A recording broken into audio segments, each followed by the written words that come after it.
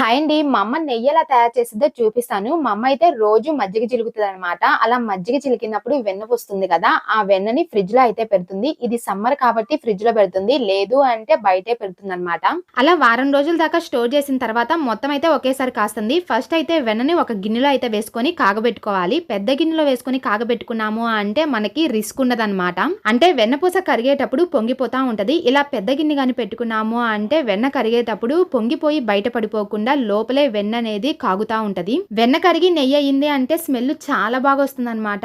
ఆ నెయ్యి కొంచెం ఎర్రగా వచ్చేంత వరకు కాగబెట్టుకొని గ్యాస్ ఆఫ్ చేసుకోవాలి. నెయ్యి కాచినప్పుడు గెస్ అయితే వస్తుందన్నమాట. ఆ గెస్ అయితే నాకు చాలా బాగా ఇష్టము. ఇప్పుడైతే తినడానికి నాకు కొంచెం కోల్డ్ గా ఉంది. దగ్గు ఎక్కువైపోతుందేమో అని అయితే తినలేదు. మా పిల్లలకైతే టేస్ట్ చూపిస్తున్నాను. నెయ్యి కాచి చల్లారిన తర్వాత పూసలాగా తయారవుద్దన్నమాట. ఆ పూసలాంటి నెయ్యి నాకు చచ్చేంత ఇష్టము. ఎన్ని స్పూన్లు తిన్నా కూడా తృప్తి ఉండదన్నమాట. మీకు కూడా పూస నెయ్యి అంటే ఇష్టమా? అయితే కామెంట్ చేయండి. వీడియో నచ్చితే లైక్ చేయండి. Bye bye.